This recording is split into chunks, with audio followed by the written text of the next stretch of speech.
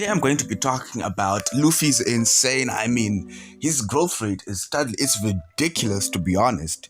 At this point in time, Luffy has reached an insane degree of prowess, both in terms of what he has now with all three types of haki pretty much mastered, to where he can actually scrap with Kaido. But he has also, because of the stupendous potential he still has. What Luffy is doing now is every bit a legendary feat, because he's the only character to actually clash or trade blows with a Yonko other than a Yonko itself. Not even the admirals could do it to such an extent.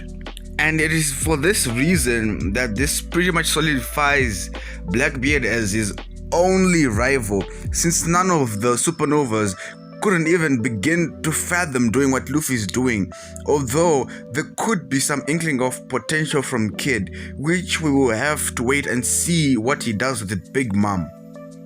Now, Luffy has definitely exceeded certain expectations I had. I didn't think that just an advanced form of haki would propel Luffy, from a person that struggled to deal with commander level characters, actually trading blows with a Yonko and putting them on their knees.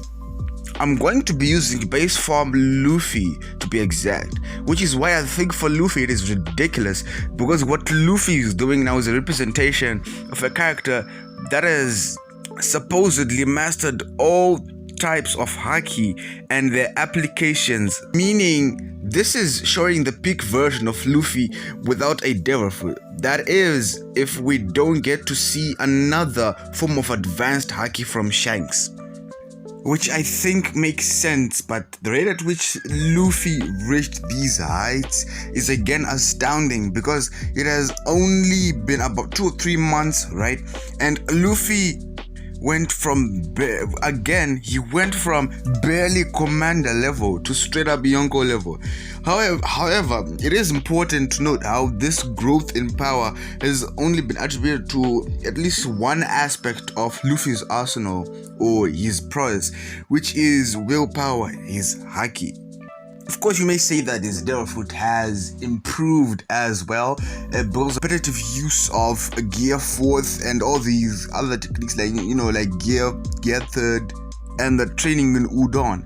But is it to the extent at which his haki has grown? I'll probably argue that it's actually not the case.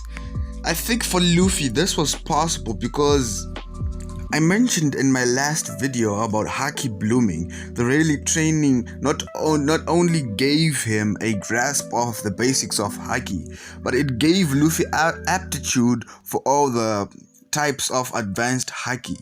This could be because of his haki pool being groomed, or that because Luffy was fighting beasts on Ruskaina, his will gained a certain feature to adapt easily and quickly, which is why Luffy has been able to fight these commanders, because the training gave Luffy's will the aptitude for all these types of haki, but Luffy just had to learn to access them or use them.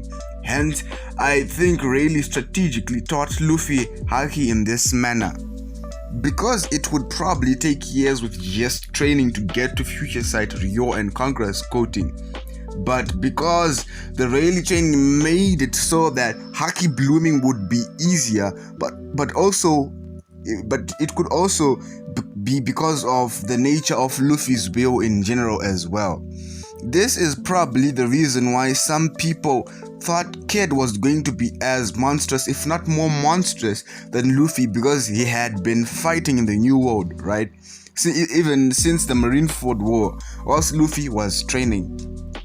However, this actually was the longest route, I would argue, because Kid probably had to get beaten countless times for him just to grasp a simple concept of haki, because Kid wouldn't have haki in the first place Hence, a Haki bloom in such a situation would be a difficult feat to accomplish. But if you look at someone that is trained, has a grasp of Haki, and their Haki pool can accommodate advanced usage of Haki, Haki bloom would come easiest to them because they would certainly have noticeable potential aptitude, but just lack application and how to apply the Haki. This is how Luffy was learning all those Haki so fast from Future Sight to Yo, and now quoting Conqueror's Haki. Although I still don't think this is the end all be all for Conqueror's Haki because of one Agagamino Shanks, Red Hair Shanks. I think it's safe to say that we are now going back to the Devilfoot power system with Awakening and Luffy learning to use his Devilfoot more efficiently. But before we get there, I think we're gonna see another type of Haki from Shanks, advanced conquerors, which I actually mentioned in my last video, right? Yes, but this is all I had to say about this, because when it comes to Luffy, right, all these power-ups he's been getting, they've been mainly for Haki. If you look at Gear 4, it's based on Haki, but we know Gear 4 is a gear that only enhances his armament Haki and not other types of Haki. So maybe with Luffy learning Conqueror's Haki coating, maybe he's just trying to figure out how he can harmonize this with his Devilfoot. But when we do get to Devilfruits, I think Luffy is gonna struggle more so than he did with Haki, because we've seen how Devilfruits progression in terms of power is different from Haki, because Haki is just willpower, right? It's determined by the individual themselves. They can essentially make their Haki strong if they adapt a strong will. But with Devilfruits, it's different. It seems like it's something that's natural. For example, with Awakening, the way it's been portrayed so far by Doflamingo and Katakuri, right? It seems as if it's just a natural phenomenon, one that just spontaneously occurs. Something to that extent, right? Maybe there's something to do with maturity, with usage with the Devilfoot user. Maybe it has a time, let's say after maybe 40 years using your Devilfoot, it automatically awakens, but it seems like it's spontaneous. We could actually see an awakening from Luffy.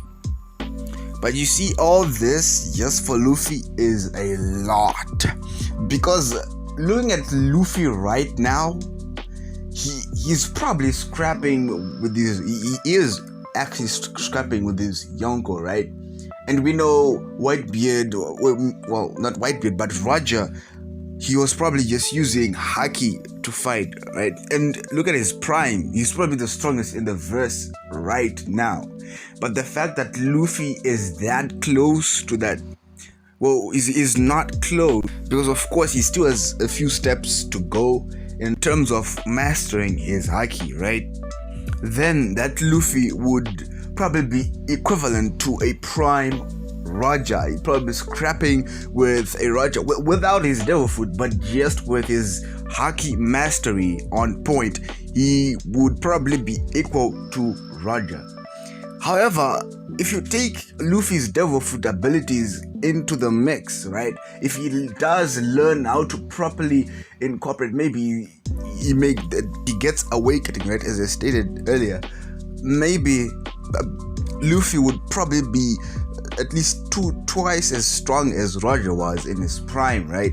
This is just showing how strong of a character Blackbeard is going to be, because he probably has all three types of Haki right now. He has two Devilfruits, which one of them could be awakened, the Yami Yami no Mi.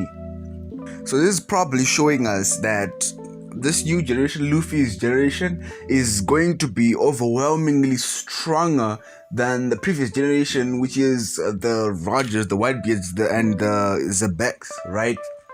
Because these guys, Luffy and Blackbeard, they have a lot under their belt.